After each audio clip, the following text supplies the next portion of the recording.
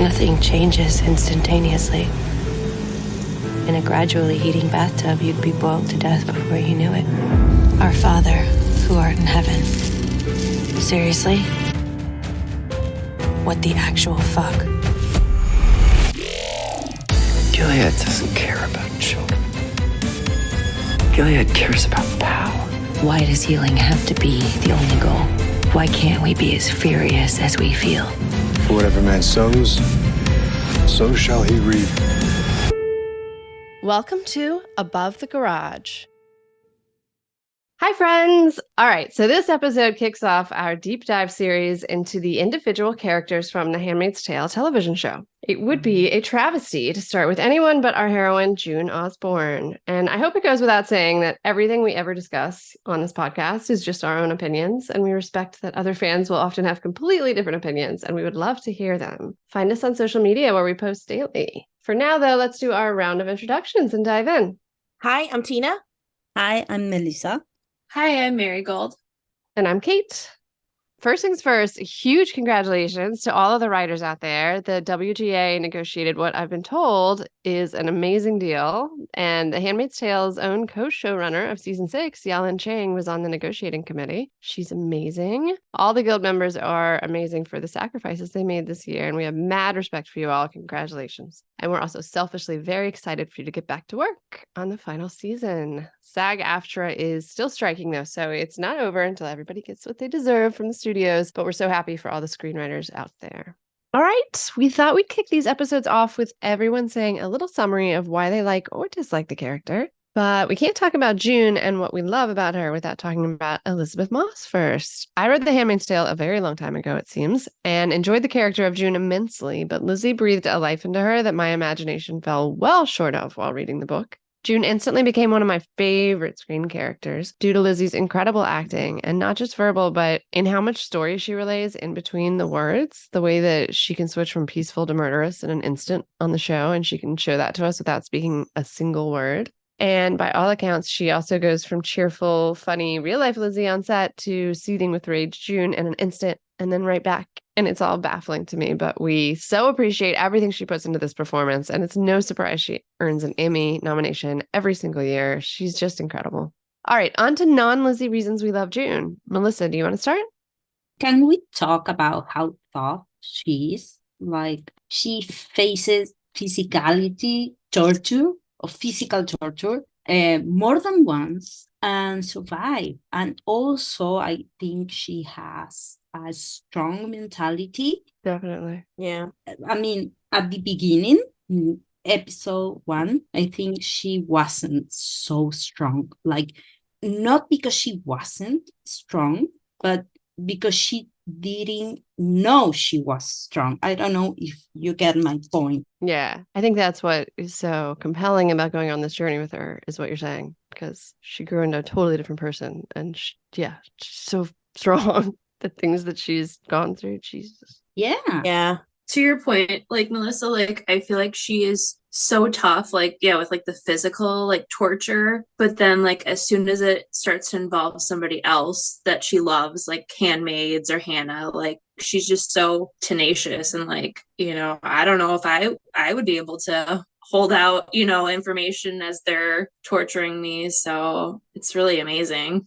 Yeah, she's so resilient, you know, all the stuff she goes through. Mm-hmm. You know, she goes through just so much shit, so much, like more than like 5 or 6 lifetimes worth of stuff. And just this short time we've been with her. And yet she's always able to overcome it somehow. So she is incredibly tough mentally and physically in a way I'm not sure I would be able to be. Like you said, Marigold. No. I couldn't overcome 1/100th of the things she went through, you know? I mean, like, Right. Yeah. Yeah. Mm-hmm. I'm just spinning through like small percentage of the trauma she went through in my head right now, and I'm like, nope, I'm done, I'm out. Like, I always think specifically about the end of season 2. Think about how much she went through in like less than like a day, basically. Like, she saw Hannah. Mhm. Hannah was ripped away from her. Then Nick was taken. Yeah, exactly. Then she Mhm. went into labor and had a baby all by herself and got recaptured and taken back into Gilead. Like, And they took the baby. yeah, that is enough for one lifetime. And that is just like one day in her life. And yet she still keeps going. Like, I don't know how, like, it's incredible. Yeah, that was actually the same 24 hours I was going through in my head because Yeah. obviously the 9-month rape of her That too. was like Oh my one of the gosh. things that I will never get out of my head. And then going to give birth, Yeah. all the things you just said, like Jesus, and losing another child. That's the one that like Mhm. Yeah. really kicks me, you know? Right. I mean, she ultimately gets her back and saves her and all Yeah. that, but just the process of losing another child at that point, I don't Yeah. see how you get out of bed and you don't just find a way to like finish yourself off, you know? Right. But she doesn't because she's amazing. That kind of leads into like what I really admire about her is like her sense of humor too, and like her like ability to like be light still with others. Because like Yeah.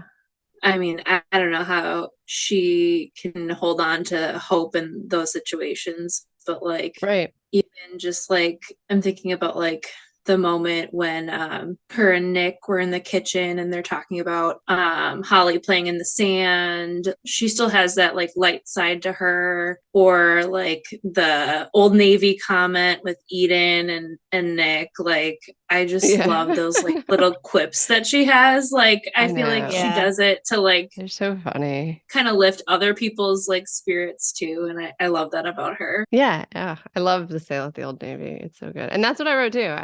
I said that what drew me to her initially was her sense of humor and her voiceovers, because I think that probably most of us have a voice in our head a good percentage of the time making comments on things you can't say out loud. Yeah.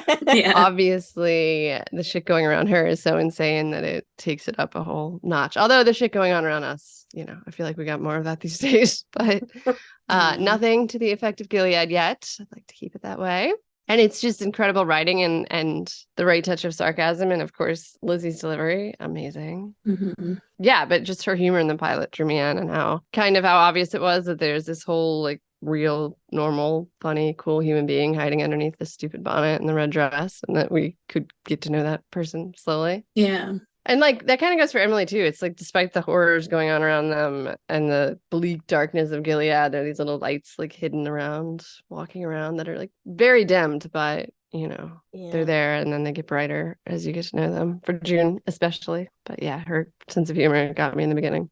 Yeah. That kind of goes with what I was going to say is her, lightness, her capacity for love, how that never went away. I think it would have been very Yeah. easily in Gilead to, let love go and kind of lead into the hatred and the darkness and the evil really in Gilead. Right. She never lost that. She still kept her ability to keep her love for Hannah, for Luke, for Moira, for all of the handmaids that she became friends with. Yeah, and I think you see it a lot with Janine Yeah. too, like in Gilead. I agree, and then of course there's, Nick, and, she never really let the darkness take hold in her, I don't think, Right. and anytime, she did lead into that revenge, it felt natural. It wasn't, she still had the ability, like I said, just to love. She never lost that, which is very commendable, I think. Yeah, amazing, really. And to be, intimate Yeah. with Nick, like I feel like I would never want another man to like come near me or touch me again. And it's just very cool that she carved out this like piece of herself that's still fully like June. And Right. if she feels safe enough, you can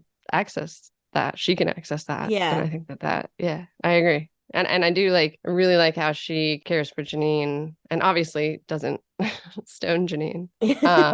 But you see her like worrying about her and talking to Aunt Lydia like, hey, I think you can tell she's worrying about her mental like health at times. Yeah. More than her normal mental health concerns. Yeah. And alternately, I like when she insisted on stoning Fred. So Yeah, exactly. Runs the gamut. Yeah, I like both sides of that coin. Her moral compass, I think, stayed very for the most part. Yeah. True. Yeah, no, like, it did. I think yeah. that even when we get to her flaws, it's more like totally understandable because of Right. the trauma she's been through. Yeah, I agree. Like if her worst crime is being selfish to Exactly. Yeah. to the good guys, like okay, Right. she's not like a villain out there, and you could be from how you were treated. Right. Agree.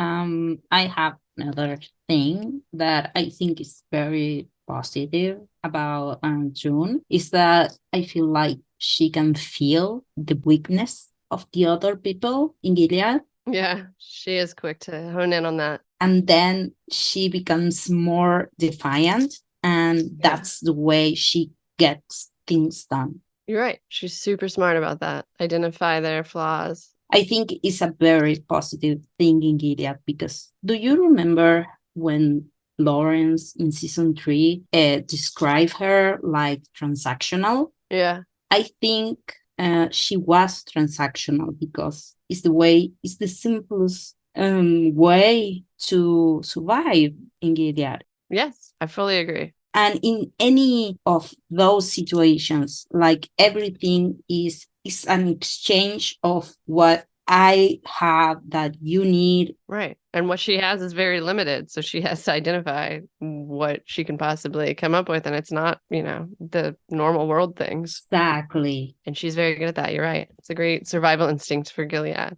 Yeah, and I think that no one is selfless while they need to survive.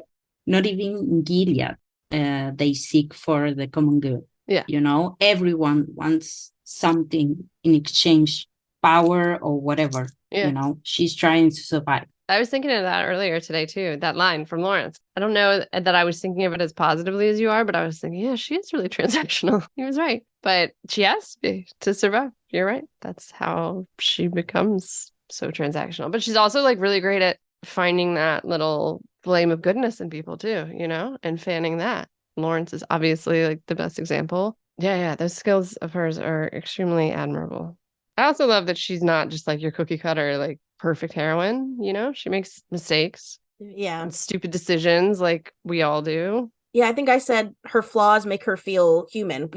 A human being is going to be selfish and make mistakes. Right. Mm-hmm. So I like, that she's not perfect. It makes her relatable. Yeah. Yeah. But I also feel like when she makes those mistakes, like they're mostly from a place of love, like love for Hannah or, handmaids, etc. So yeah, I agree. Yeah, she's selfish, but I think she most of the time has the right intentions. Yeah. Yeah, I agree.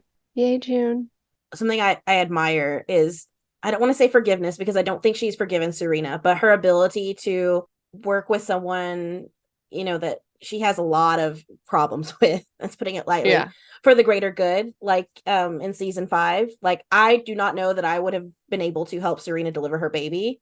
After all she put her through. I bet you would have, but I know. I know what I'm saying. Like it would have been very, very easy for her to say, you know what? You left me alone in a house, or I was alone in a house and gave birth by myself. Right. You figure it out.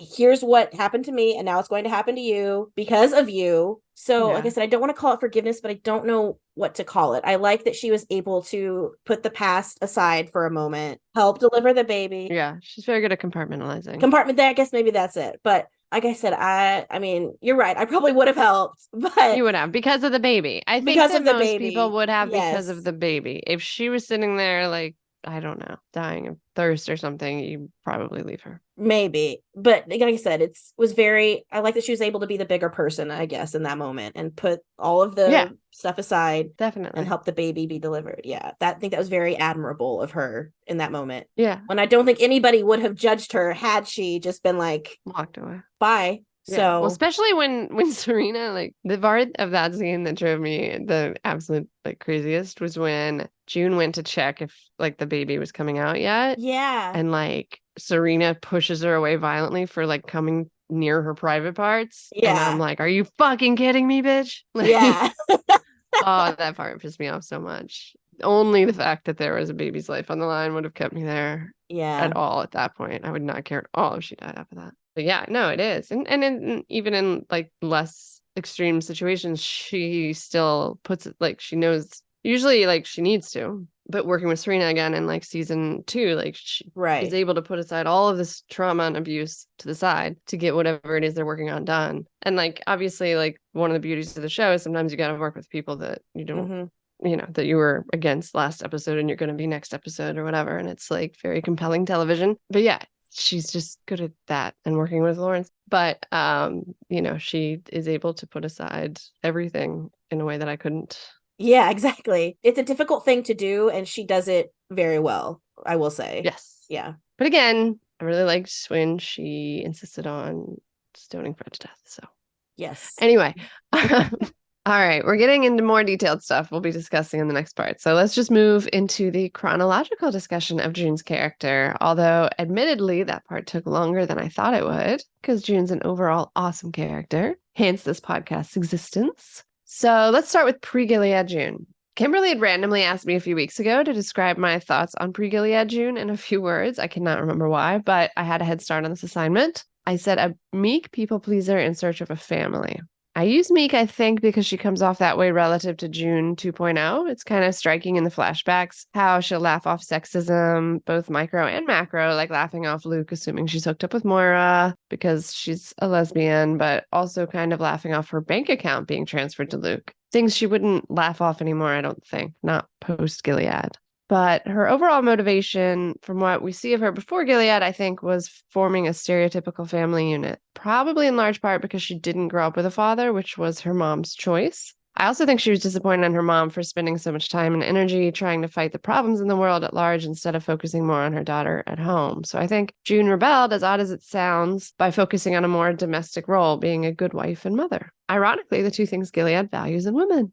She worked too, though. She went to college and got a 9-to-5 job that her mom thought was boring, but June seemed to do well and be content with. And next up, she needed to find a husband. Even though she was in her early 20s, she seemed to want to settle down early, and she found a candidate for that role in Luke, a married man she met at a coffee truck. Although I think logistically, Luke had to take the first step after the coffee truck by signing up for Tinder to find June. I think we see next a similarity in all versions of June in deciding what she wants and going after it without too much concern to Annie, Luke's wife at the time. She's never been one to worry too much about others getting hurt in her campaign to get what she's decided she wanted, and it's a trait that serves her really well in Gilead. She seems to get away with the Luke affair with minimal regret too, barring the 2 times she runs into Annie out in the world. All that to say, I think that family is her primary motivation pre-Gilead. What did you guys have on what drives her actions back then?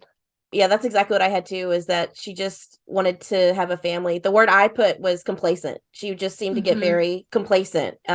It's not that I think she didn't care. Like, obviously, I think she cared about social issues and stuff. But yeah, it's kind of like how people now don't really care about an issue until it affects them personally, almost. I think, right. Yeah. We saw her going to the marches with Moira. So it's, she cared, obviously, but I don't think she cared enough to make a change. She didn't question anything until she was affected personally by all the changes that happened with Gilead. So I think it became very easy for her to, when she found that life that she wanted, the family, to become just complacent and, just kind of not go forward with what her mom would have wanted, which was, to rebel and to push back and ask questions. Mm-hmm.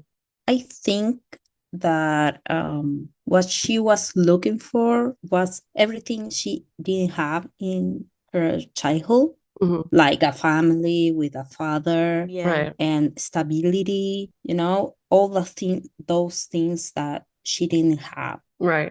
Although something I find curious is that she did intend to be a professional woman, like modern women are. Yeah. Probably not looking for a demanding job, so she can be a mom too, but not leaving aside the financial independence that a job generates. Right. Work gives women empowerment and freedom to not depend on a man.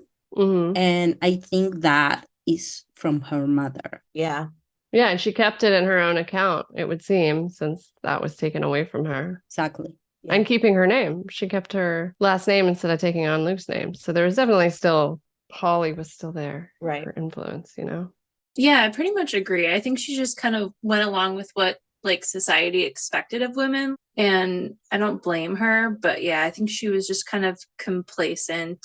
I don't know. I feel like she lacked some morals too, pre-Gilead with the cheating Luke stuff, but I think she's a little bit selfish when she wants something. Yeah, I agree. She is, yeah. It's not the moral thing there, is that she wants that. Right. Once she's decided she wants something, she's just going to get it, Yeah, I feel like that gets worse in Gilead. That's yeah, it's true. Trait that becomes much more pronounced. But then I think it also gets better too, when she's out of Gilead, because she could have traded Hannah for 10 kids. Right. There are times when she's selfish, and then there's times when she's very selfless. You know, I guess Mhm. that's a human. All of us are like that as people. But Yeah, yeah, that's true. She is a selfish person, but that's part of, I mean, I like that she's not just this like one-dimensional character. I like that they have her as like a real person. For sure. She shouldn't be too good to be true. No, Yeah. she can't be this, you know, heroine that cares about everybody and always Right. does the right thing. Like, that's not real life. So, I think too, though, stopping that trait, I mean, I think that there are certain lines that you like can't cross, even if you're a selfish human being, you know? yeah, I agree. Mhm. You can't trade 5 people's kids. Yeah. And logistically, you literally can't trade 5 people's kids. Like, even if she'd said yes to that, like, what are they going to do? Yeah, I don't know. I feel like she's still fairly selfish post Gilead. No, the post Gilead, when I was like writing on my notes, was very hard to like write about. I was just put very conflicting here, and like that's like Yeah. all I could say. yeah.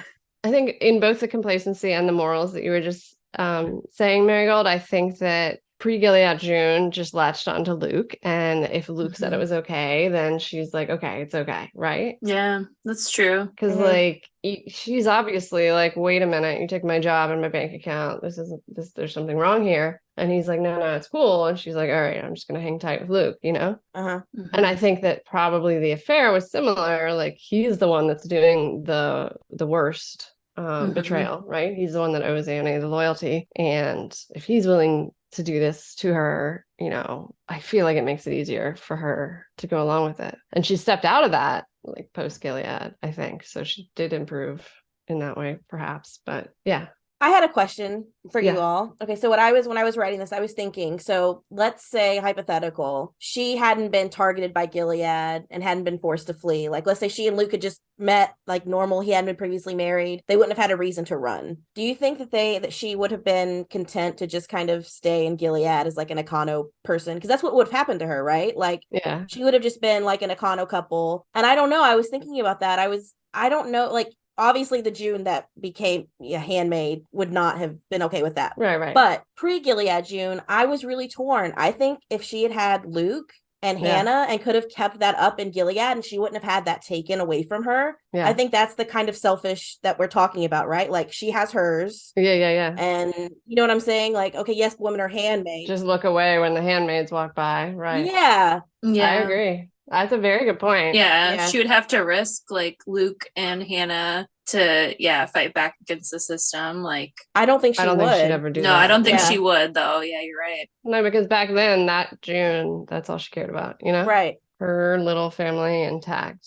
And so yeah, that's a very good point. I think that she would have continued living as an Econo woman unless, you know, something came to attack her family unit. Yeah. Right. So that's really interesting. It's funny too, because I actually have in my notes next that I can't imagine June living her whole life as pre-Gilead June, even if the country hadn't been taken over. But your point, like I fully can, you know? Yeah. I just feel like there's like so much dormant potential in her since we've seen the show, but only because we've seen the show, you know? Right. That it's like hard for me to imagine her being like that her whole life, but I 100%, now that you've said that, can see her as an Econo wife. Yeah. Huh. Interesting. But yeah, I feel like Gilead kind of served as the fire that forged her true self, like Daenerys in Game of Thrones. Hopefully with a very different ending, like very different. But yeah, let's talk about Gilead June. In the early days of Gilead, June learned quickly to keep her head down and survive. But then as she learned how to navigate the system, she was able to spare some energy and risk for forging friendships in the Red Center and even an attempted escape with her bestie, Moira. By the way, I like the June that she was around Moira in the flashbacks. Me too. I meant to mention that her friendship with Moira in the flashbacks is like my favorite part of pre-Gilead June. They're fun together. Mine too.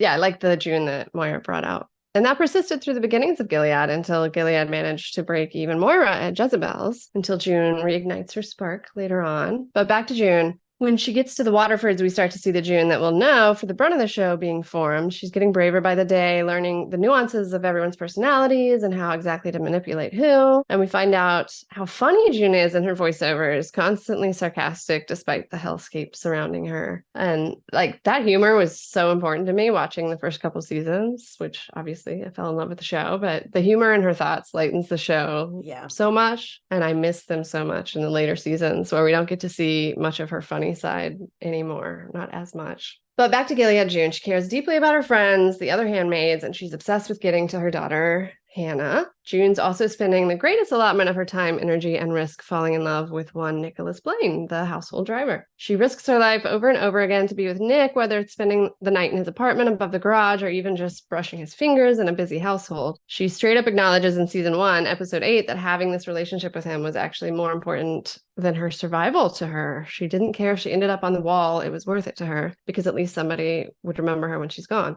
In that same season, she also point blank tells Fred that love is a reason for living when he asks her what else there could possibly be to live for outside of breeding. And she answers love, looking at him like he's like the poorest, most pitiable idiot in the world. And then when he minimizes love to just lust with a good marketing campaign, she doesn't care that she angers him when she tells him that that isn't her experience. So all of that is to say that I actually think in Gilead, love is her strongest motivation, both that for her friends, obviously her love for her daughter and later daughters, but also her romantic love for Nick, which is why I think it would be heartbreaking if she ends up romantically alone after everything else she's been through and lost, and any additional sadness that she may still have ahead. What did you guys have for Gilead June's motivations? I think June started in Gilead trying to survive, but eventually circumstances led her to want something more. Not only looking for Hannah, which it was what she has done for 5 seasons, but also to see so much injustice and oppression. Those things, I think, remember her of what her mother was fighting for before, but worse, a lot worse. For me, I think that was what was driving her to change in this rebel June. Yeah. I think that you're right. Like having that in your face every single day, like that kind of horror has got to like change you to your core. You can't like help it. Yeah, I agree. I think love is her primary motivation, not only, I mean, for survival. We see it, throughout all of her time in Gilead, before she kind of starts, getting with Nick and falling in love with Nick, she used the thoughts of Luke and Hannah and their past to help her survive. And then it was love is what I have to look forward to. It's giving me hope for the future. It's giving me inspiration to change. For Hannah, for, her daughters, she's going to go forward in the world and try and now, change. She wants to try and bring down Gilead, for lack of a better word. She gets the kids out at the end of season 3. That's not a personal thing. That's very selfless, and that's hurting Gilead. And it's all driven, by love, I think. Like you said, that's very good. That was probably the perfect way or word to describe what her motivation is in Gilead. I agree. Yeah, I also feel like she's driven a little bit by revenge. I would say like later on in Gilead. Yeah, definitely. I mean, yes, like she wanted to do a good thing by getting these kids out, but I think she wants Gilead to hurt deeply as she hurt when they took Hannah from her. Yeah, that's what she tells Tuello, I think, right? Yeah. When he's interviewing her, yeah. And I think that's still her motivation post-Gilead is revenge. Mm-hmm. I mean, obviously Hannah's always her sole focus, but I think she wants to take down Gilead as much as possible in the process too. Yeah, and you see it too, like not even just Gilead revenge, which is a very worthy cause, but like even with Natalie in season 3, when Natalie gets Hannah's Martha hung, and yeah, I mean she makes her life a living hell just out of vengefulness. And even when I think Janine is like, take it easy, like she just won't. She's hell-bent on torturing this woman, and it leads to her death. And she doesn't even have much remorse for the Martha's death, that look that we've talked about before when Hannah's Martha Frances is hanging, and she just looks at her like she's the one that did something wrong, like she hates her, Yeah. Even though like June's actions have resulted in Hannah losing her Martha, who's probably the closest person to her and the most trustworthy, and all of her friends at school because she gets moved to Colorado. But June's still just like nothing, no remorse in that, like she has a very unique. It's like tunnel vision almost. Like she can't see the outside of the scope of what her actions are causing. She's so focused on revenge or getting Hannah. She can't see the collateral damage almost that's happening around her. Right. And yeah, that's perfect. That's a perfect word for it. Tunnel vision. And especially when it comes to Hannah, because even in season 5, when you see, she's trying to talk Luke into going back to New Bethlehem with Nicole, and it's like the most insane thing we've ever heard. And we're like, wait, no, your daughter is safe. Don't fucking take her back in there. Yeah. She can't see anything except I want to be with Hannah. Mm-hmm. And it's, yeah, very, very June trait that you don't see often, like complete blinders to everything else. Yeah. And even like I said, the no regard for other people, like that's what happened with Mrs. Lawrence in season 3. Remember, she didn't even have any like she was so focused on getting to the school to see Hannah, she didn't even stop to think about the effects on the toll that would take Just on mentally. her. Yeah, mentally, yeah. Or like even with Nick in season 3 as well, when she's like, I want you to talk to the Swiss. And he's like, I really don't want to. And, she didn't stop to think, well, maybe, there's a reason why he doesn't want to. Right. Yeah, she's just so focused on, and I get why she's focused on keeping her children safe. Like with Nick, obviously it was for Nicole. And, she's got that laser, that tunnel vision. But the selfishness plays Mhm. into it too. She doesn't think about other people that much. But I do think she feels remorse, but not enough to stop what she's doing or her goal. I mean, I feel like she feels pain for what she's doing and the consequences of it. But in season 3, she was like, go, go, go, go, go. And in season 4, after her friends were killed by the train, I think she's more aware about the destruction around her, because of her decisions. And in season 5, I also think that she felt, for example, the loss of their life, the soldiers. The raid that went, the raid, wrong. exactly. Right. I think she's more aware of those losses with the time, and when she's not in that survival mode, when she's off Gilead, she's more aware. Yeah, I agree. But you do still see a little bit, even after that mission, I feel like you see a little bit of this kind of, I don't know if it's misplaced anger. It's not misplaced, but like when she's screaming at Lawrence and she's telling him that she let Eleanor die, and I think that happens right after the failed mission. Mm-hmm. And it's like, she's just trying to hurt him, like. Yeah, she needs to hurt the people she's talking to, like Nick in episode 3 of season 3, like she's with anger and she needs to say something, and it's also the trauma, I believe. Yeah, certainly. It's never been processed. Yeah. The trauma is doing, but I think it's her personality too. It's not something that she can change. It's just the way she is. Yeah. I will admit to hoping that she carves out a little more peace and happiness somehow before the end of the series, but if she doesn't, it's understandable.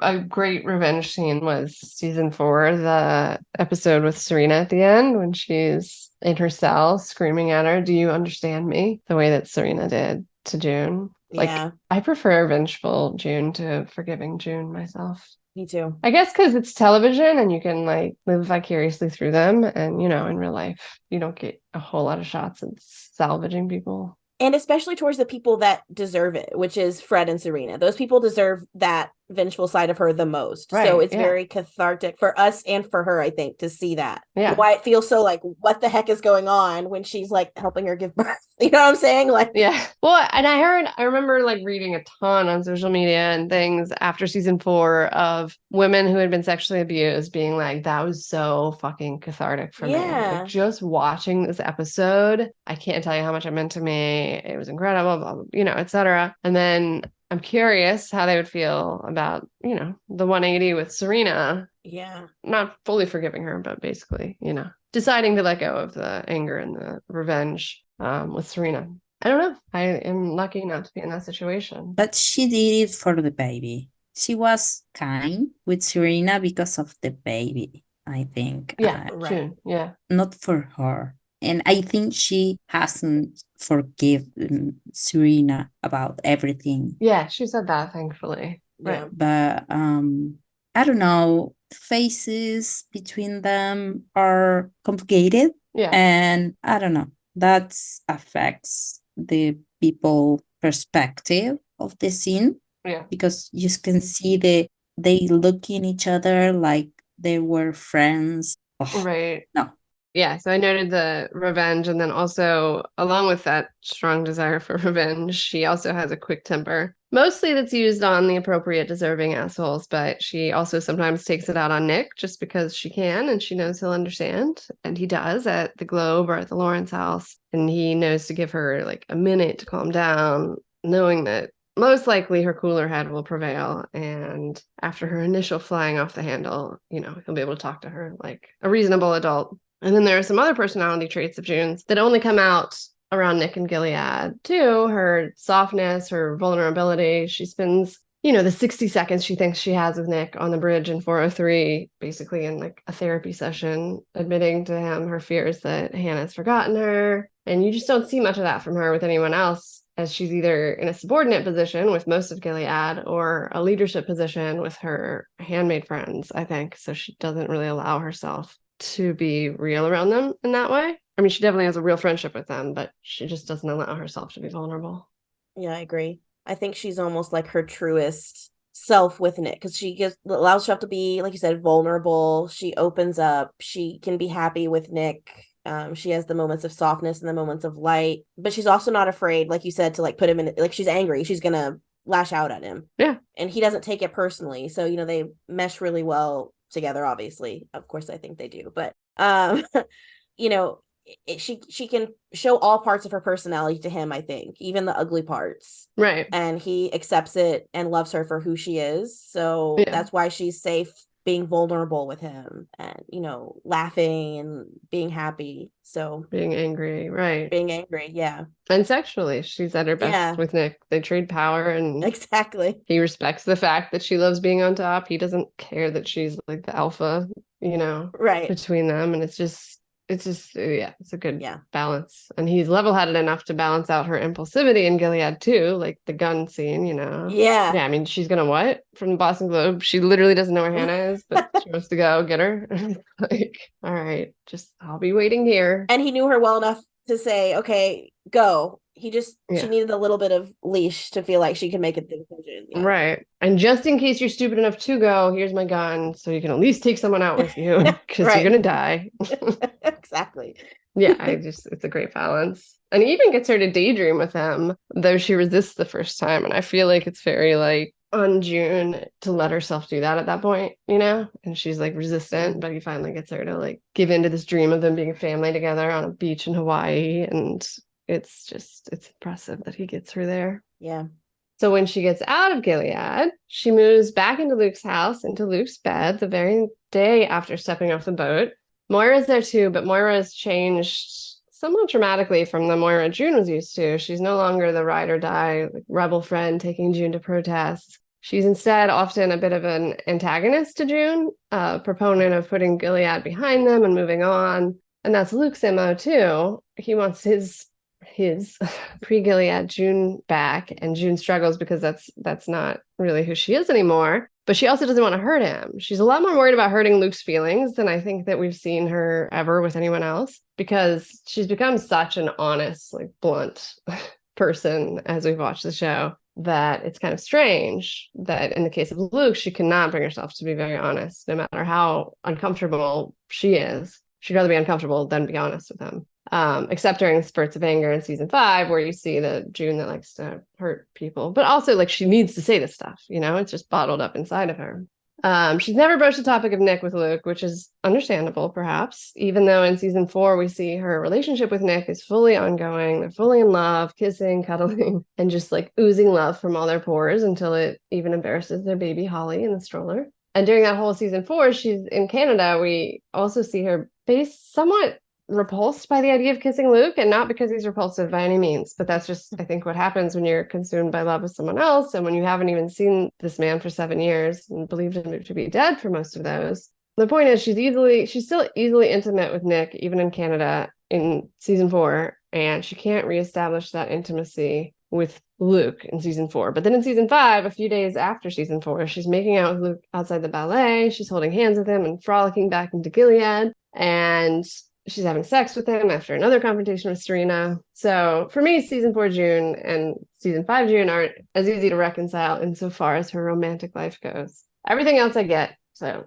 we'll move on to that. Her desire for revenge is as strong as ever in seasons 4 and the beginning of 5, resulting in one very dead Fred at the hands of June and the other handmaids who would like to do that to their own commanders. She stalks Serena at her new Gileadian embassy with the intention of reaping her reward, only to swerve on that goal later in the season when she helps to deliver Serena's baby, Noah. Vengeful June told Serena she hopes her baby dies, but a cooler-headed June refuses to take Noah from Serena and even brings him to the hospital for help. And she's even angry at Luke for calling the police on Serena. We already talked about New Bethlehem, but yeah, what did you guys have on post-Gilead, June? It's just a mess. Any noise? Yeah. You know what? I think she, at the beginning of season 5, when Emily is going back to Gilead to give on Lydia, I think she's very afraid of losing her family. Yeah, it's definitely. And that leads to be complacent again. Yeah. Like pre-June was. Right. I understand that, but I don't understand like such the change in her relationship with Luke. Like I understand like wanting to try with Luke, but like I don't know, the date and then the sex scene later on, it doesn't seem genuine to me. I do understand why I felt like she had to make the effort with Luke. I do. Yeah. Because I think if she didn't, there always would have been that what if in her brain, right? Mhm. It would have haunted her forever if she hadn't tried. I hope it's kind of becoming clear that it's not going to work. And, you know, I felt like it was much more clear at the end of season 4 where we were going, and then season 5 just kind of flipped the script all over the place in all sorts of weird and wacky ways. But I do think one of her driving factors still, even in post-Gilead, is obviously it's always going to be Hannah, but it's still that revenge. And we see that with Fred. Mhm. You know, that kind of, I feel like it kind of went away a little bit in season 5, and it went, the focus switched back more to Hannah. But, you know, I do think it's still there a little bit. You know, when she talked to Lawrence, she was obviously very focused on trying to hurt him because in that moment he represented Gilead to her, right? So she still got that need for revenge and to hurt. It just gone away a little bit. You know, I don't even know what's going to happen now. We're just on a train to somewhere with Serena. So is her motivation still going to be Hannah at this point? I don't know. I think it's interesting. Like I realized that this is the first season where like Gilead wasn't hit, sort of, you know, like season 1, the rebellion just began by not stoning Janine. And season 2 is the Red Center bombing. And season 3, Angel's Flight, right? So we have this like momentum of like getting back at Gilead. And season 4, like murdering Fred, you know? And then season 5, nothing. Nobody's trying to hurt Gilead. I mean, I guess you could say like the revenge against Serena is like getting back at Gilead, but I don't think so. You mean having her arrested? Well, that and the being house. in Mrs. Wheeler's house. Yeah. Yeah. But I just think that like, I don't know, obviously, and I've said this many times, like I was hoping for more Mayday. Yeah. You know, I want to see them hit Gilead where it hurts like a lot over and over again. And so, I don't know, season 5 was just kind of like domestic. It was a very domestic season. Even Serena was just being domestic. But yeah, I'm curious because even end of season 5, I don't know that June wants to attack Gilead. I don't either. Maybe she just want to go live a domestic life. What's June's thinking? I miss knowing what June's thinking. And like now with Hannah, like it's pretty clear she's not going to get Hannah out anymore at this point, you know, like, so what's her motivation there with that too? Yeah. I don't know. Is she just going to be content to say, okay, well, she's not getting out, just let her be, you know, after 5 seasons of watching that be, you know, her primary focus? Yeah. Right. I hesitate to ask this question, but it's come up on our social media a decent amount of times. But it seems like a lot of people think that June isn't the best mom to Nicole, that she cares a lot more about Hannah than Nicole. Do you guys agree, or what do you think about that question? Yeah.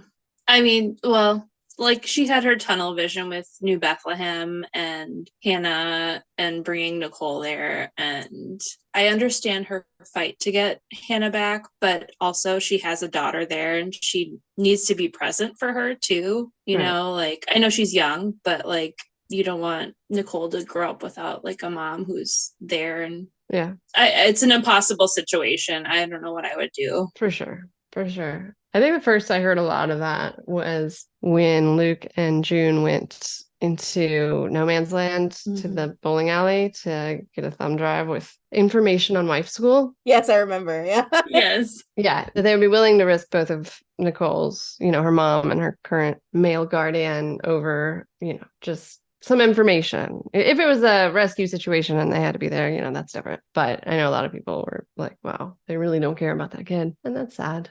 I think with June and Nicole, it might be, I could see her being in a slightly different headspace with her just because she sent her out of the country on her own to be free. I could see her almost compartmentalizing because she didn't think she was going to get to be her mother. Yeah. And so now maybe it is hard to turn that piece of it back on. Like I had to put her in this bubble. Okay, like I don't get to be her mother, but she's going to be free. I'm doing what's best for her by letting her go. Right. So, now that she is back in, or she's in a place where she can now be her mother, it might be hard to get back in that headspace because what if she loses her again? I mean, it's hard to say. It's an impossible. Yeah, and she's lost her kids a lot. Yeah. Repeatedly, they've been torn from her, and it's I can't imagine the psychological effects. Right. But I wonder too, though, now that she's on the train, let's ignore Serena for a minute. Now that she's on the train alone with Nicole, I wonder if she, without Luke, who's taking care of primarily, I think, of Nicole, him, and Moira, I wonder if she'd be able to bond with her better. I doubt that this train situation is going to last for very long, so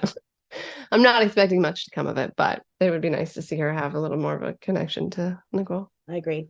I think she has a bond with Nicole, but we didn't see it. We saw some fraction of it. And the main focus of the show is Hannah all the time. And I think that June is fighting for Hannah. She keeps fighting for Hannah, even when she knows she can do much from Canada, because she needs to feel like she's doing something, just that. But in the end, in the season 5 finale, she escapes because she needs to protect Nicole. She needs to protect her family. So she changed the perspective from Hannah to Nicole to Luke and run before it's too late, like happened before. Yeah. Maybe she's kind of like the opposite of Luke, and it like feels like a betrayal to like be a mom to Nicole, like when my dog died and I got a new dog and it felt like a betrayal to my old dog, Yeah. Probably is that. And then you see the opposite side of that coin, which is Luke, who, I don't know if you guys feel this way, but a lot of times to me, it is almost like she's a substitute for Hannah. Obviously, he still misses Hannah and would do anything for Hannah. But there are times when it's like the three of them, especially in the end of like season 4. And I don't know, I get the feeling that he wants this to just like replace what they were before, like a clean, like kind of replacement. I agree completely. There have been plenty of times I thought he would actually like openly suggest like she doesn't remember us, she's in Gilead, we have this daughter, let's just start over. Oh yeah, and he actually said, will we ever be enough for you? And I remember thinking, what, your daughter is still in Gilead, so she should never be enough for you either. Like that statement was a strange thing to say with a daughter. Yeah, but it's complicated. It is certainly complicated. I mean, it's complicated to think that you're not doing enough for Hannah, but also if you're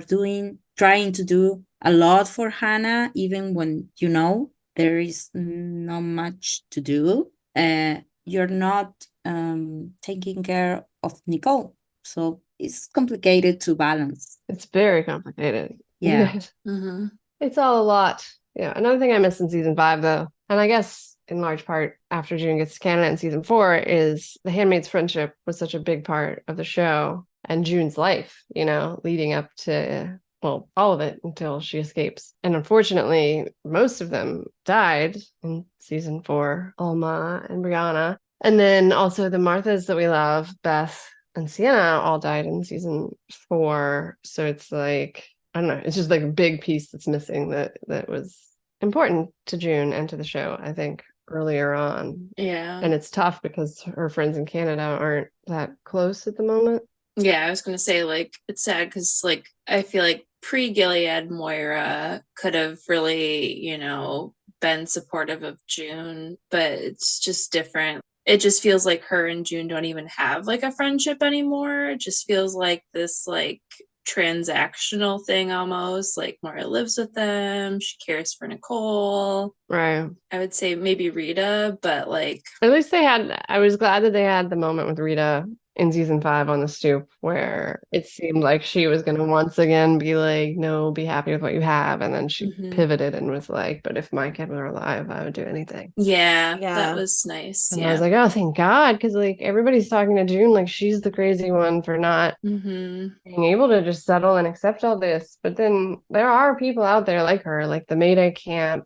You know, I think she's just surrounded by the wrong people Yeah. to actually like be the person that she is. And she's just trying to like kind of keep it like inside. And it's just uncomfortable to watch her not being her badass. Right. Yeah, well, she even lost her like handmaid support group too, because they were the ones that were with her in the woods, and then they had the fight. Right, they wanted her to go back. Yeah, so like even she did have somewhat of a support system in them, but it's gone now. Yeah, and I mean, she lost Nick in essence too. When they talked in 503, he was like, "I'm married now. I don't think we're going to be able to talk anymore." I mean, she lost all of the support with the people that she could really be herself with the most, the other handmaids and then Nick. Yeah. She lost all of that pretty much. Yeah. That's another thing that I didn't understand though, because it's also like 3 days after season 4 when he's like, I'm here to do anything I can for you. Time is a flat circle. It doesn't make any sense. And then because he's already married then, like everything's the same. Yeah. And then the phone call was so cold and yeah, we can't talk anymore. Yeah. That phone call was my least favorite Nick and June scene of all time, I think. 9 was worse for me, but that's... Yeah, I feel like most people thought 9 was worse. But for me, like, the coldness of the phone call, I was like, who the fuck are you? It's sad when the best scene for them is with her unconscious in the hospital. Is that awful? Oh my gosh. Another thing about June in season 5, she doesn't talk to anybody about Nick, I really was hoping that she would talk to Rita. I guess it's just what we were saying about her not having any real friends really around her anymore. Yeah. I have that down as you said one of the questions was any major traits or flaws. Sometimes I feel like with June, it's people when they're out of sight, they're out of mind. And obviously I think of that mostly in regards to Nick. Yeah. But I feel like sometimes she doesn't seem to think or consider people that are in her orbit unless she needs something from them. She does it with Lawrence, Serena. Yeah. That's why I really love that little moment in season 4 where she's rocking Nicole and she mentions that her first daddy loves her, because it showed us that she was still thinking about Nick, even though he wasn't there. She didn't need anything from him at that time. Right. Yeah. But obviously he was still in her mind. And that's, what I always thought was missing from the birth scene with Nicole. It felt weird to me that she just watched Nick be dragged away by guardians. She didn't know if he had been shot or injured, if he was alive or dead. And she's giving birth to his baby and she thinks of everybody else except... And there's a montage with every single other person. And Lydia, like everybody. Except the father of her baby, who she most recently saw. Yeah, exactly. Almost, and she doesn't know if he's alive or dead, and he's not anywhere in your mind. Yeah. Like I said, I obviously think about it most in regards to Nick, but I think it happens with every character. I think Lawrence, she doesn't necessarily think about him unless she's thinking about what he can help her with or what he can do for her. But I wouldn't expect her to think about Lawrence. Right, I wouldn't either. Yeah. But that's kind of a thing that I struggle with from time to time, is how seems out of sight, out of mind. And I wish they'd give us more of her showing us she's thinking about these people she cares about. The other handmaids, Janine, Rita, Moira. I would love if it didn't feel like, out of sight, out of mind. Yeah, and that's true for the handmaids too, because I was, she doesn't ask. She does. Her face shows concern and care when Lawrence tells her that Janine's at the Red Center. But I don't think that she ever asks about Janine or Esther. Yeah, exactly. I don't know who else she has left, but I don't think that she ever asks about them either. And that kind of surprises me, because I would want to know. I would too, yeah. Both of them, like, have they been put in houses? I just want to know more. Can I say something that I really love about the finale of season 5? Please. I admire the effects June has in the people, Yeah, I agree. Yeah. For good or for bad, Right. But in the episode, I have rewatched a lot of season 5 finale, episode 10. I love the way Nick and Janine are affected by June, Yeah. By June's accident. knowing that she's not safe, Yeah, how much they care. Exactly. And it's not just them, but obviously she's the main character of the show, but Right. it's kind of cute. It's great. And I mean, it's very cute that they know to like tell Janine, you know? Yeah. Yeah. Like you're saying, like everybody knows about June because she's got all these kids out and, you know, she's a legend, but they know that Janine's her friend and they immediately go to tell her and Janine is affected the way. It's very touching how much they care. I wish it was mutual. Yeah, me too. I don't know if the information Travels both ways. Yeah, she got some information about Janine because she's just a handmaid, but June Yeah. is June in Gilead. June is important. Right. So I think that's the reason. I believe that's the only reason why she doesn't have intel from the other handmaids or Janine. Yeah, I mean, in season 5, it seems like her best friends are Lawrence and Serena, right? I mean, Yeah. I guess Luke, but she talks to Luke some.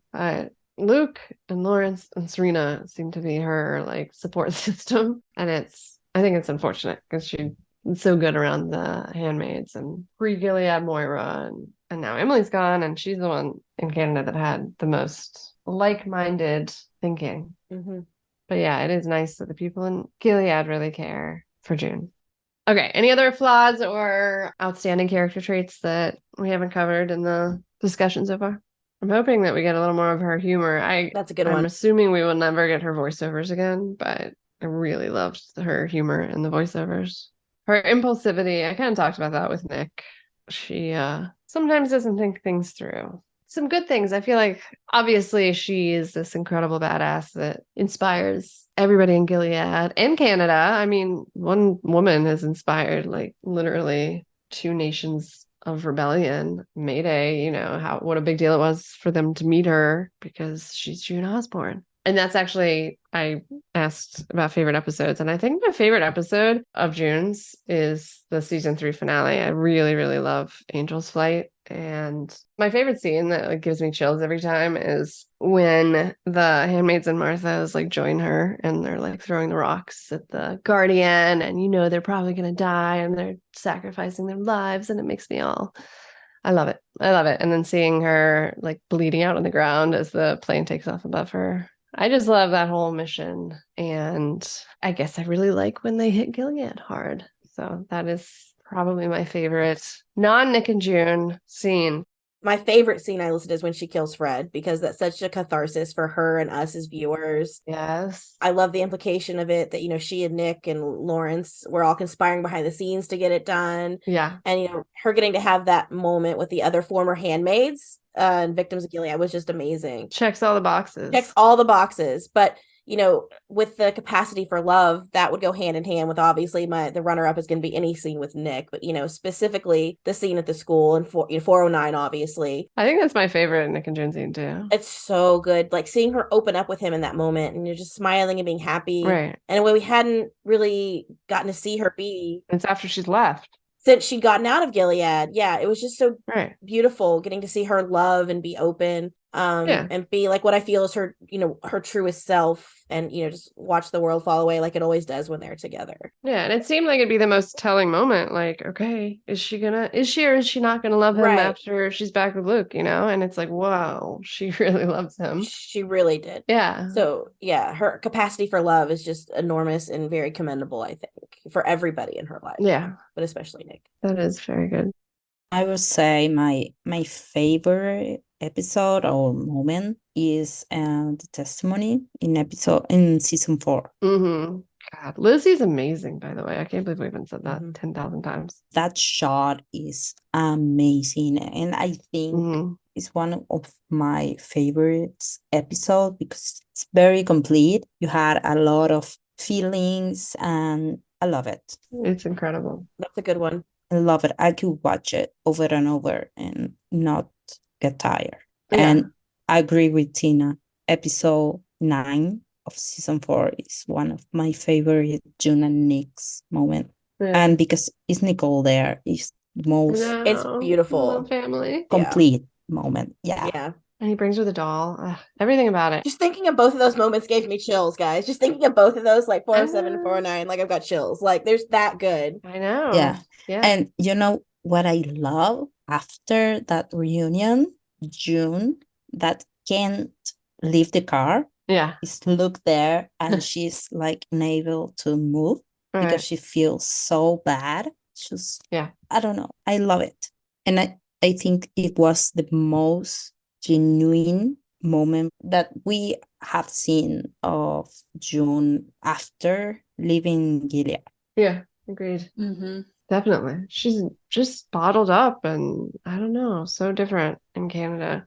But she was immediately thrust into Luke's bed, you know? And I mean, she could have objected. It's not like she doesn't have the power to do that too, but it's just too abrupt. Yeah. I must say, I love episode 1 and 2 from season 5. Yeah. Yeah.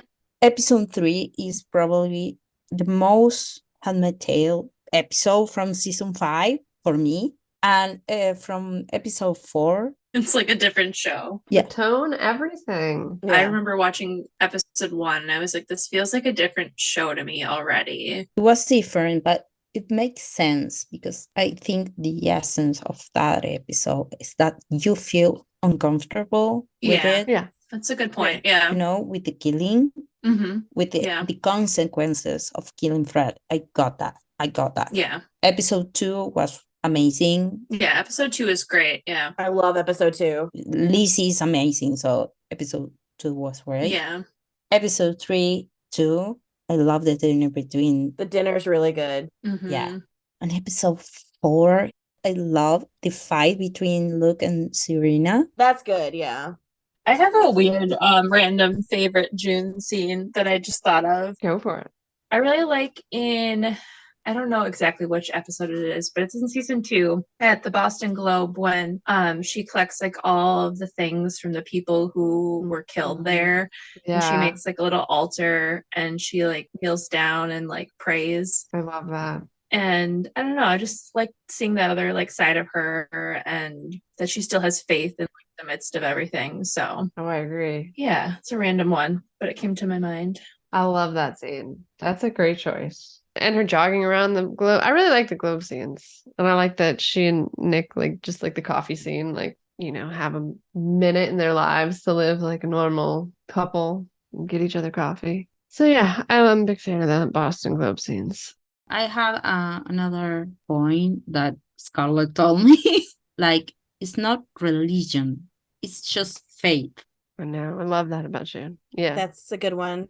And Gilead couldn't take that from her. Her faith in humanity, her faith in love or in kindness. I think it's a very strong thing about June. It's a fuel inside her that Mhm. she does a lot from that faith. Yeah, I don't think that my faith in anything would remain intact after that. Truly, like you just can't, it'd just be so hard. I couldn't be as strong as her in the faith, and it's really moving. It's like, wow. And I think that would have been one of the easiest first things to lose in Gilead, especially seeing how they pervert faith Oh, for sure. and God and religion so much. And she still has, believes in a God, some God, so which I think is Right. really beautiful. Yeah, I don't know how she does it. And I think it's important because after Canada, she was like very devastated or tired, like she was hopeless after Canada. Right. And then she was like, oh, the things here in Canada is great. Like she is trying to regain that positivity from Luke, from Moira, from everyone. Trying to build a life and not just give up. Yeah. Yeah, because she was devastated. I think like she was hopeless before or tired of that abuse and torture. I can see 3 moments of June after arriving in Canada. Like the first moment is when she's adjusting the fact that there is life outside of Gilead. Right. So she's trying to reconnect with her family, and also she has that anger inside that is always triggered by Fred or Serena or injustice. Everything is too much, like too much feelings to process. Yeah. But after she killed Fred and she released that bloodlust she had inside her, she's like struggling now with the consequences of her actions. And I think $88. Yeah. and the first episodes of season 5, she's going through a period of atonement of her sins. But then finally she managed to control her demons, and then Hannah becomes priority again. Yeah, that's very, very good analysis. Yeah. Because she's not on survival mode. Like she's living. She's finally living. She's stable with her family, trying to get Hannah, but she's not surviving because she's safe. Yeah. Or she feels she's safe. So she can have a goal again. Right. Exactly. And then Gilead take revenge for the raid. So she go back to survival mode, and now we have to see what happened next. But I think it's very interesting how in season 5 she has done a lot of improvements when she grow those flowers, those plants, and she's rips them out. Yeah, she's growing again as a different person, and then Gilead do something and she go back to the beginning. Yeah. I liked that garden scene for that reason, because she had been like growing throughout the season. Okay, that made me think. I know one of the things I said about season 1, June, was that she was complacent. She was pre-Gilead. She was very complacent. She was just along for the ride. If it didn't affect her, I don't think she really would have cared. Something I liked that we saw by the end of season 5 is she was no longer complacent. So by the end of season 5, she saw that Canada is like Gilead light, basically, at this point. She saw they were in trouble. She said, "We are not staying. We are running." To Luke. Remember? Because they were like, "Oh no, let's wait. We'll see." And she was like, No. We did that last time. We're leaving right this second. We're leaving right this second. I know. I love that. I literally just got goosebumps again. Yeah. So good. That was a really great moment of growth for her character. Yeah. I think from 1 to 5. See, I really, really liked the finale, even though I think Nick should probably die for what he did. I'm going to have faith that he does not. And I love that episode. I think he will have consequences. Should. Yeah, I mean, there's no realistic way. I feel like he has to, yeah. Yeah. There's no realistic way for him to admit, because he screamed out loud why he did it. If he had just punched him, then maybe you can figure out a way out of it. In front of Mackenzie is what gets me. Like, yeah, it was stupid. Yeah. I mean, it's literally the stupidest fucking thing that you could have done. Mackenzie definitely is going to do something. Yeah. Episode 1. Yeah.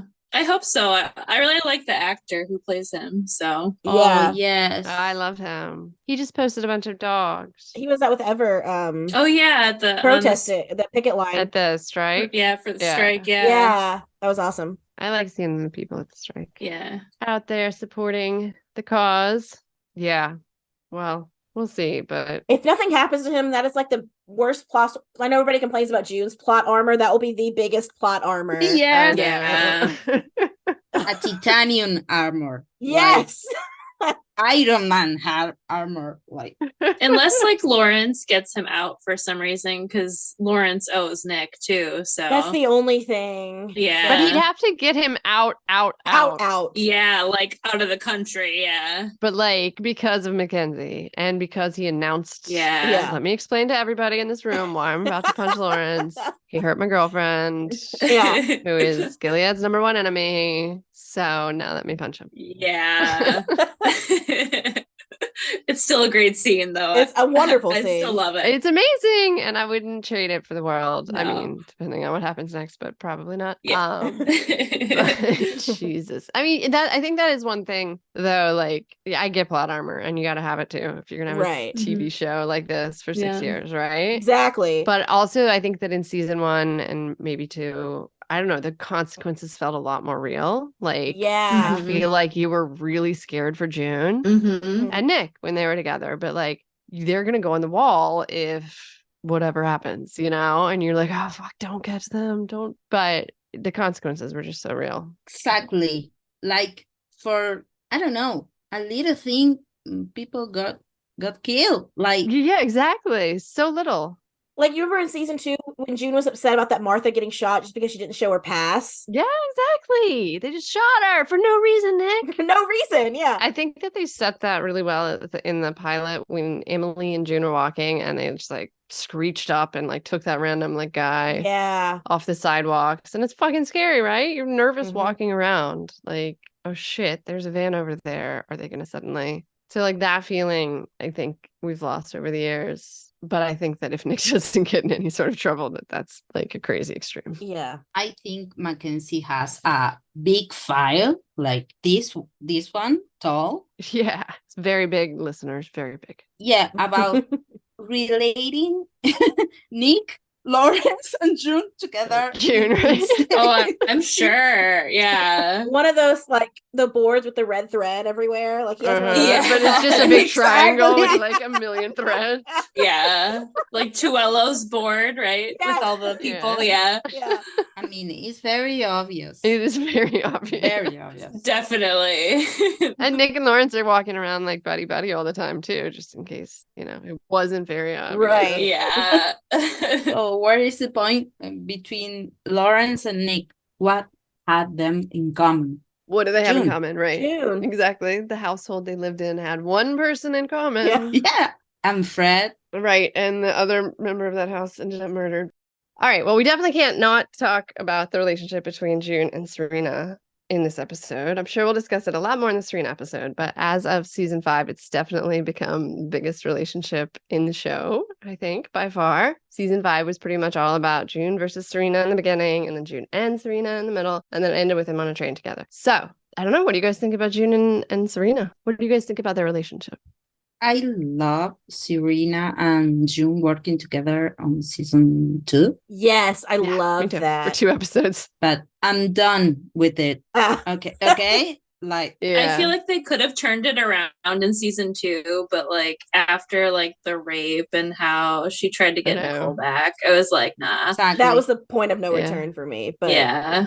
Yeah, season 2, I do think that they could have successfully even turned me. Like, Mhm. if Yeah. they just continued after, what episode is that? Like, women's work is, 7 after the bombing. Yeah. Yeah. 7. if they just kept that up with only like minor aggressions from Serena, Mhm. Yeah. Definitely. no violent rapes, when she went to get Nicole back too, like, fuck. Mhm. Yeah. You can't come back from all that. No.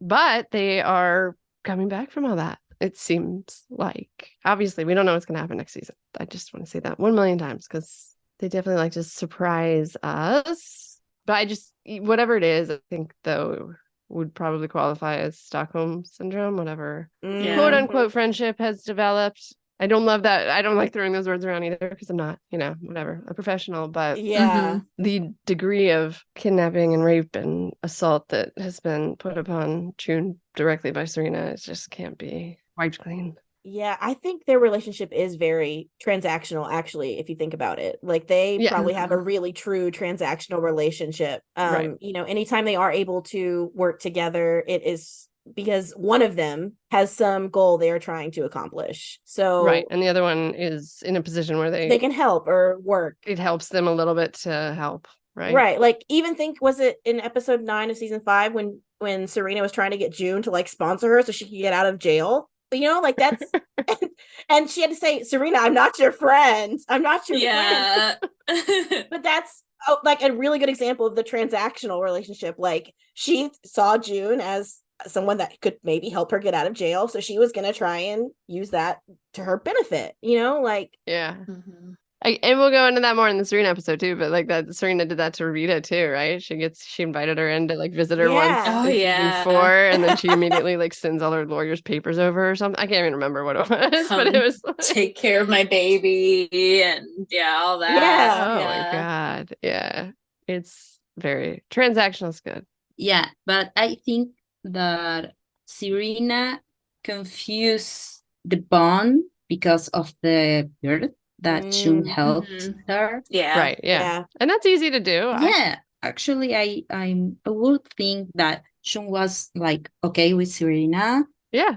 but Mhm. moving on, and Yeah. Serena has no one in Canada. Right. Literally Yeah. nobody. Like we say that June's kind of alone, but like Serena's as alone as it gets. Yeah. And like we have discussed this before about how Serena is jealous of June because a lot of things, Yes. right? Yeah. Yes. Mhm. And I think that that's why Serena is always looking for June some way to get something from her because she Yeah. admires and she's jealous of her She is. like a lot. And she does admire her. Like I think she'd Yeah. really like to be friends with her at this point. Like I mean, I'm not, if they went back to Gilead, I'm sure she'd just as happily assault her. But where it stands, I think that Serena's greatest dream at the moment is keeping this baby, and being friends with June is probably her perfect like life. You know, I hope to God that's not how it works out. But I do think if there was an opportunity that did arise in season 6, where I don't think this is going to happen, but if it were to come to pass that Serena, okay, you can keep your baby, but the only way you can keep your baby is to turn June in or do something that would hurt June. Oh yeah, totally. She would do it in a second. She's Like never going to be a real friend, even if never, yeah. ever. Yeah, She can't. She doesn't know how to love. she doesn't. Whatever she tells her in the monument, right? Doesn't she tell her she doesn't know how to love? Yes. Yeah. You're not capable of love. I forget. That's right. Whatever it is, I feel like it's actually true. You're right. She would turn on her in an instant to benefit herself. She would. Absolutely. Yeah. I don't know where they go from that finale. Yeah, it'll be interesting to see like Yeah. if Serena has a big role in season 6 and how her love for Noah will be. I don't know if she'll be as like resilient as June was, like with everything. Doesn't look like it so far from her limited experience. No, she needs a diaper and A giant diaper, a toddler diaper. Yeah. She's needy. yeah, she's needy. Yeah, She's very needy. She's a taker and not a giver for sure. that's why she needed Rita to come take care of the. Yes, exactly. And I think June is more of a giver, which is a very Yeah. positive Yeah. thing about her personality as well. She's a giver, which is why she's able to, do the things she does with Serena to keep helping her in spite of, Yeah. Mhm. better Right. judgment most of the time, I would think, She's a good person, and that's why we like her. Yeah. I love Yvonne Strahovski like so much. That's just a blanket statement because I do. No buts or anything. But also I love that she like everything she ever says about Serena in an interview is pretty much exactly how I feel. Yes. And to have that like distance from your character, but to be able to play her so well and understand Serena so well, but also have the distance from that character, in real life to be able to say like she has not gotten what she deserves yet, and I hope she does. Yeah. I'm like, yes, Yvonne, I fucking love you. Yeah. Mhm. One difference that I think is very powerful is that at this point, I don't think Serena is such a leader like June is. June inspires people to do good, and Serena is not. I mean, I don't No. see Serena as a leader, a positive leader. Yeah. Right. Maybe a negative one, but Yeah. I mean, even when she wrote her book, like, I don't think she had really like that strong of like leadership capability. She just wanted her voice heard, but June definitely has the ability to have other people follow her. yeah, Yeah. Yeah, I agree. 100%.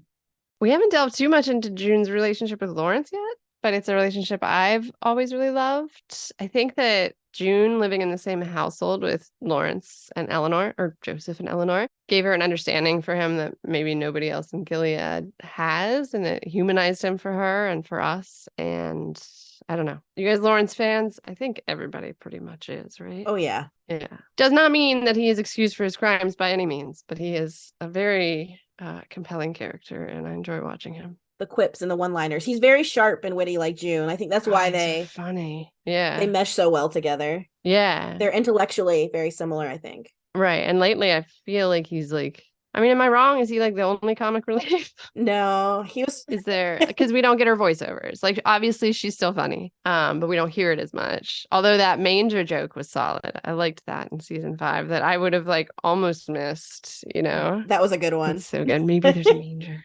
But anyway, Lawrence is, I think, the funniest part of the show and a much needed addition. Yeah, is. But also, I was thinking that maybe June take Lawrence as the father figure she lacked during her childhood. Yeah, very good point. Yeah, I think I think so too.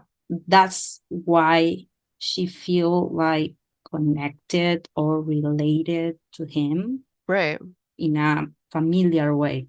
And that's why also she felt betrayed Yeah. by him in season 5. I think Right. that's why she felt so hurt in episode 9 of season 5. Yeah. No, I agree.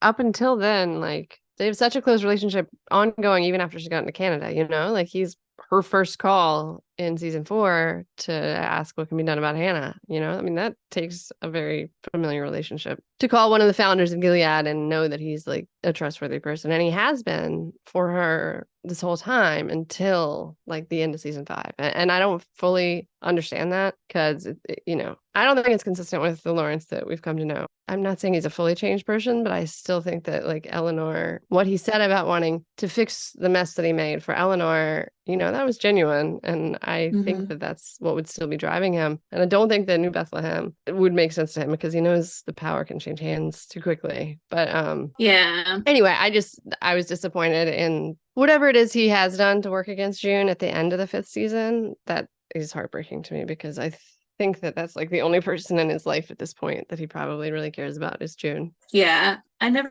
got the impression that Lawrence was like that power hungry. Like, I think he wanted a better society. And I think that Gilead just spiraled. It was an academic exercise for him. Yeah. Like, it spiraled out of control. And I think that he feels a lot of responsibility and guilt for it. So yeah, having him step into this like big bad commander role was weird to see at the towards the end of season 5. For me, at least. Yeah, because like even when we first meet him, I mean, he doesn't care about any of the commander stuff at all. You know, No. He's already over Gilead. He likes his art and stuff. He loves his wife. Yeah, exactly. He wants everybody to keep the fuck away from him. Yeah. Right? And now you're telling me that he wants all the power in Gilead, and that just, I mean, we'll obviously have a Lawrence episode, and that will be very fun. Yeah. He's a great addition to the show, but you know, earlier you mentioned June was able to read people. I think that's also why she felt so betrayed by Lawrence in season 5 is because she read him as, you know, he has that good in him, and he does, right? So she knows that he has that in him, the capacity to be good. He has good in his heart. She's seen it. We've all seen it. So when now he switched, like you said, to the big bad commander, it just feels wrong. And so she's like super betrayed by that, which I would be too. You know, she knows that's I am too. It doesn't feel like consistent, you know? It doesn't, you know, she's like, it's not him. This is not the right. Yeah, it's not. So it just feels odd. So I think that the show loves ambiguity. Especially of Gilead men more than we do by far. Right. Like I like the consistency of characters and I don't need a big surprising shocker. He's actually a terrible villain, you know. I love Lawrence, how he is, as flawed as he is, and he still, you know, cannot be absolved for his crimes. But I did enjoy watching him work towards maybe making a dent in those crimes by helping other people and in Eleanor's memory, but who knows what's going to happen next season. But I do love the June and Lawrence relationship. And Nick, like once she leaves or not even leaves, that's when she's being tortured. Like the scene of Nick and him at the fireplace with their whiskeys. And it's, I don't know, it's a very father-in-law-esque feel. Yeah. Even though he's like threatening him. They're threatening each other with like lives and shit. But it's a very sweet scene. It's very Gilead, you know, like yeah. pushing a little bit. Yeah. Well, it's interesting that Nick tries to get him there with like love, you know. I don't know how he knew about Eleanor. I am assuming that was from June somehow. And that doesn't work. And then he's like, all right, I'll take your house. I'll take it. Like, fine. All right, but you're not going to like what I'm going to have to do to get her out of that torture box. You know, it's just interesting. Good TV. I think Nick is a good people reader too. So yeah, right. True. More basic, maybe. Not just June has a big ability to read people. More complicated Can I say that I still refuse to think that Lawrence has anything to do with the assassination attempt on June. Yeah, on June. Same. Yeah. Same. And if he did, I'm sorry. No, it doesn't work. He's not power hungry enough to try and murder the one person that he cares about. He does care No. about her. And you can see that. There's tears in his eyes when he's like talking to her on the phone. First of all, it's a show. Yes, we do know that. Yeah. And it's Bradley Whitford who is putting on this amazing acting performance. But like he cares about Lizzie, you know, and it just plays really well into the Yeah. interactions between them on, you know, the show. You can see that they care for each other, and it's a very nice layer in the show. And I don't want to see that disappear so he can be power hungry. Lawrence wants to be whoever the fuck the head commander of Gilead is. Yeah. I guess it's up for grabs because we've never heard of it. Yay, June and Lawrence. But I think we all that loved Lawrence feel like betrayed by this change in season 5. Yeah, the end of season 5. Absolutely. And that's why we are not into it. No, I mean, we kind of don't accept it. Yeah. I don't know if you guys feel the same way, but my brain just like takes that part and like throws it over to the side. Like, I don't know. The compartmentalizing. We're learning to be good at it too. Well, it needs to fit into the puzzle, and that piece doesn't fit for me. So I just put it in the doesn't fit pile and continue on my merry way. And we'll see what happens next season. That may make it impossible to ignore. Yeah, I want the first or one of the couple first scenes in episode 1 of season 6. It's, I don't know what, but something that Lawrence is proving like he had nothing to do with June assassinations attempts. Yeah. Or Hannah. Didn't know till it was too late. Yeah. Yeah. Like cleaning his image again. Slate. Yeah. Or if he did have to put the hit out, make it like Nick, where he had no choice in season 4 with the bombing. Something like that, even, I think. Yeah, exactly. If he had to make the call. Definitely that would help, I guess. But also, like, I just have this problem with he's smarter than New Bethlehem. True. He would not trade everything for New Bethlehem because New Bethlehem couldn't change on a dime. Let's say it is his perfect Gileadian utopia that he's trying to sell. He knows that's bullshit because power changes hands in 1 nanosecond there. You know, he just shot Putnam. So like, he knows, he's been around. I just like, you cannot convince me that he's like, well, I had to let the hit happen on June so that New Bethlehem can go for it because New Bethlehem, he's just smarter than that. That's my problem. Whatever. We're going to do a Lawrence episode. Yeah. Everybody loves June and Lawrence. Yeah, their relationship. We can all agree that they have like a fatherly relationship. Yes. However fucked up it may be. Definitely. Can we talk about Holly, June's mother, about how her personality has influence in June? It's a great idea. Because Scarlett to talk about it. So she told me, like, can you say please? Yeah, of course. How great was June and to become like her mother. Yeah. Yeah. It's one of my favorite things. She wasn't trying to do that Gilead, but she in the end she's a leader, like it was in her. Yeah. Mm-hmm. Exactly. Yeah, it just naturally, it organically came out, and she was like, I mean, if you'd asked her pre-Gilead or, you know, told her what was to come, she'd be like, no fucking way. I have no interest in that. I'm not like that. That's my mom you're talking about, right? Mm-hmm. It's like, no, that's in you. And under the correct, like, pressure, unfortunately, you become, like, as badass or more than your mom because you're like her. And I, like, nothing I want nothing more. All right, maybe there's a couple things I want more. I know, right? One of the top things that I want. Admit it. Careful. One of the things I would really like to see is Holly, like, seeing what a badass I know. her daughter turned out. Be amazing. That'd be so awesome. I hate that she was like, I hate thinking about Holly, like the colonies, thinking about how June just like didn't do anything as this was coming, you know, and like, how sad she must be knowing that she's probably a handmaid now. And it's very crushing to think that that's the last thing she'd know about her daughter.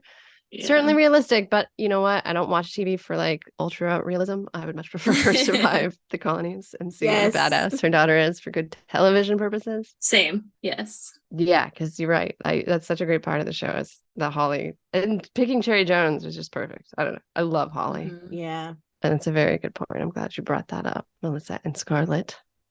You had a favorite quote The one I do really like is the quote, and I don't have it exactly, but the quote about the frog and the boiling pot, just because it's always relevant and it's always horrifying, and it reminds me all the time that, you know, you always have to stay aware of what's going on. Yeah. And you don't want to be complacent. Yeah, that was my favorite one too. Yeah. Too. I wish I'd written down the scene, the quote where June's in the car with Serena and the window's a little bit open and she's calling her a fucking like monster and all the things. Yeah. That's my favorite quote. That's a great one too.